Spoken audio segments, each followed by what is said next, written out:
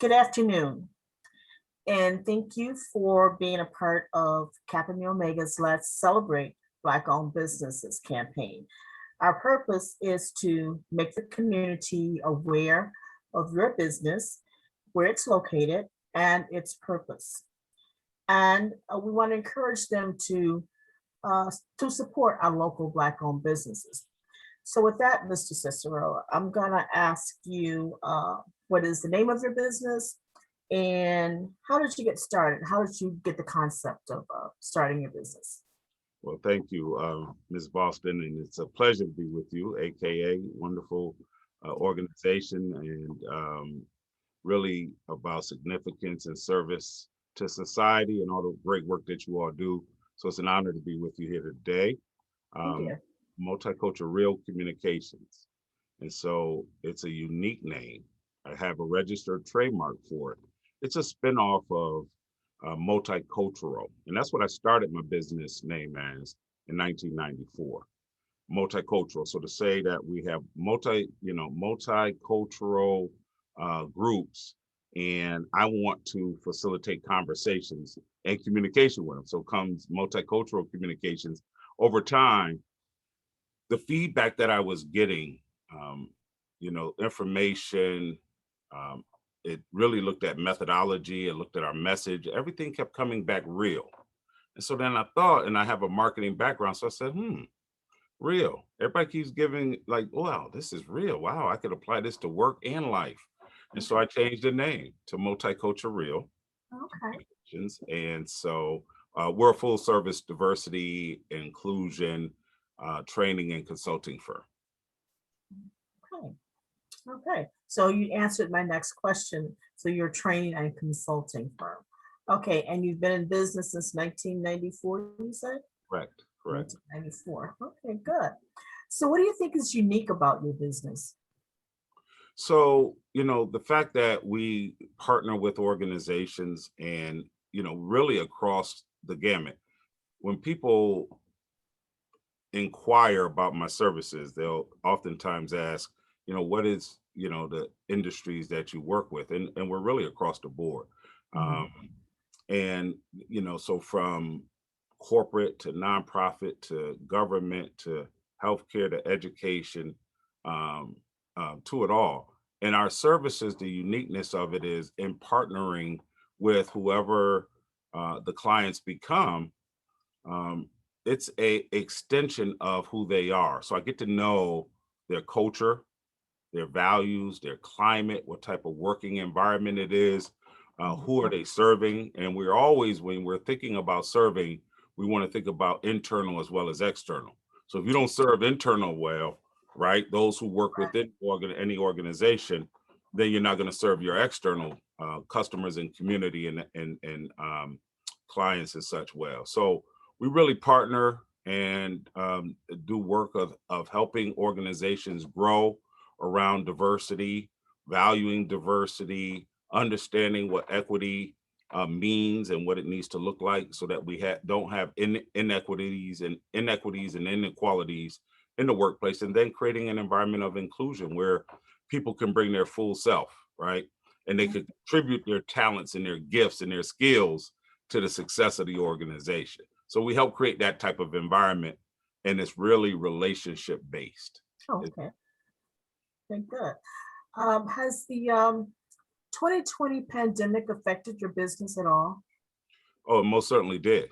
And, so as a matter of fact, that date in March, Yeah. uh, when it was just kind of declared, like, travel stops, we're in a pandemic. I had a leadership conference that I was going to be presenting at the Mhm. following week in Orlando. And so I'm, by us being Chicagoland area and all,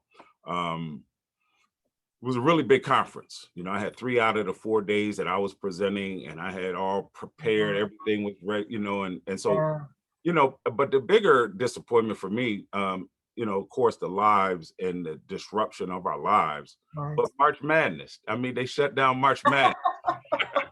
I didn't get to see my ball, the guys playing ball and the women playing ball, and but I'll tell you, when the business shut down, it really, here's on a serious note, my business flatlined. Oh, God. And so it was from March to June. So for Mhm. 3 months, toward the end of March, and then all the way to, to June, but 3, 4 months.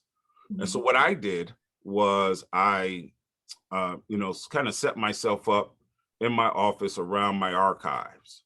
And I brought them to life. There were archives and content that I had from years ago that I didn't fully develop.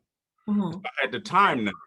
And because my business is always so busy, that to me actually to some degree it was a welcome relief. I needed a break, but nobody really wants it that way. Exactly. But what I did was in building new content, I'm really, it's probably another question of yours around, what's something special that my organization does.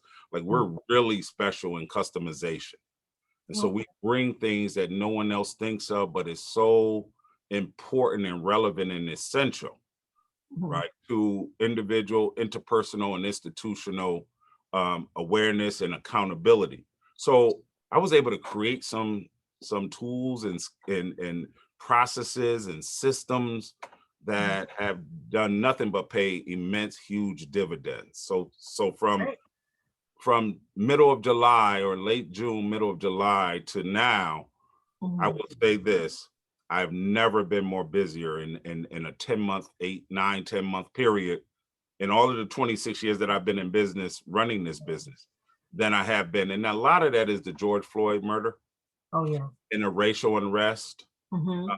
And so organizations want to have the conversations.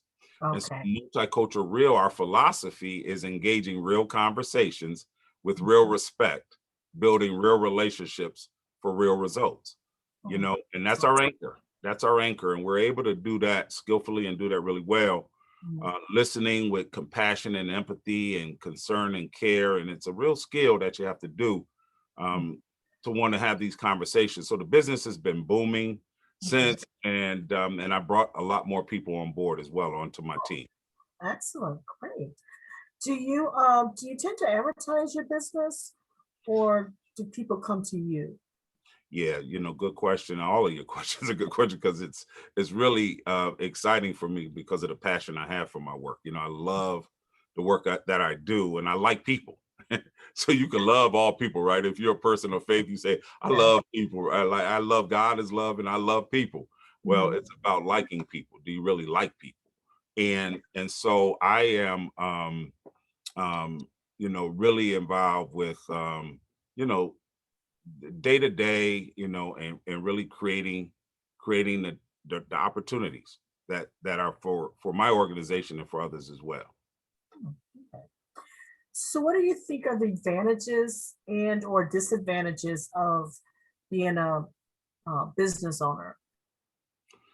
Yeah, advantages are freedom of schedule. That's a really unique advantage. Freedom of schedule. Also, no limitation to revenue stream, right? So you can make as much money as you're able to, based Mhm. on the work ethic that you have, the Okay. relationships that you build, and all. And those are some of the real key upsides. Mhm. Um, as far as some of the challenges, there's emotional, I would say, and financial uncertainty until you level it out, right? Right. So you come into business financially, you're going to have peaks and valleys. Right. They call it feast or famine. Yes. And then once you level that out, then you're now into a success base, right? Um, Mhm. and then, of course, you're budgeting, you're managing, you're doing the necessary things. But the emotional side of that as well is a challenge that you have to really reconcile with. And so that's important.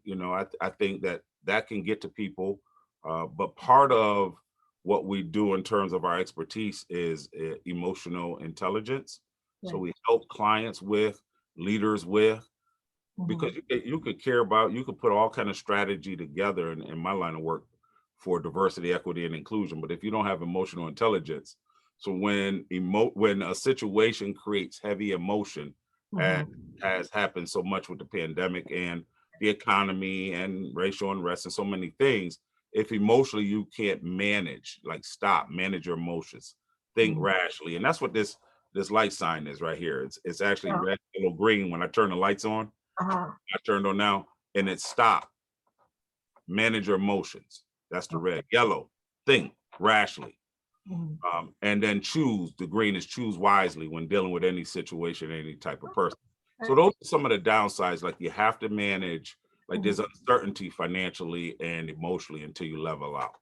Oh, okay, good. Okay, I have one last question for you. Mhm. If someone asks you about starting their own business, what would you advise them? Oh yeah. So to start your own business, you got to really know your why. Why would you want to start your own business? What is, so are you running from something? Are you running to something and you got goals? So that Mhm. would be great. If you have long-term goals that you want to see for yourself or your family, a legacy you want to leave behind, a seed that was planted in you from, ancestors who spoke into you, and then you always, marinated on that. And so then you decide, yeah, I want to go into business for myself. Well, you still better know the why. It has to be personal for you, Uh-huh. that you have purpose. And when it's personal, you have purpose. And when you have purpose, you have passion, because it's almost impossible to have passion without purpose.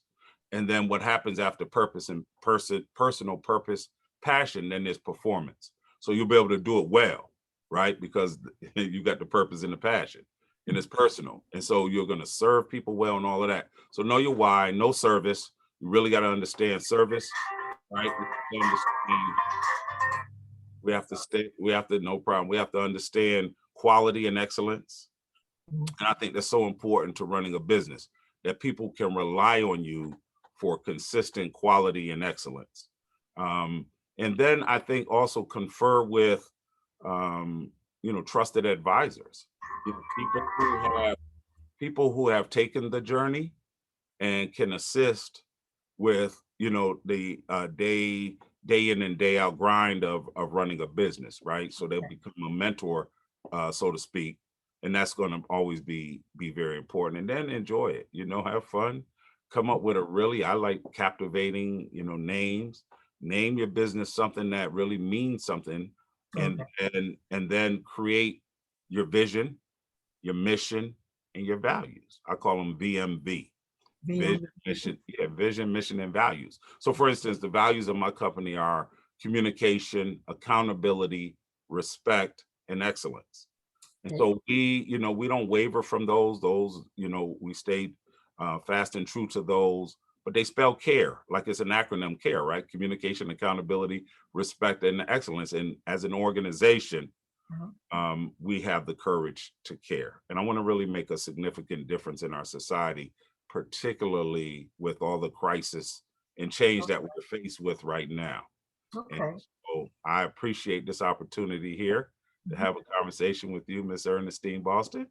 Well, And thank you. AKA, you all are doing tremendous things. Continue to do that. And thank you for the opportunity. Well, thank you, Mrs. Cicero. And I want to say again, this is multicultural communication, Yes. and it is a Black-owned business. Yes. Thank you. Thank you.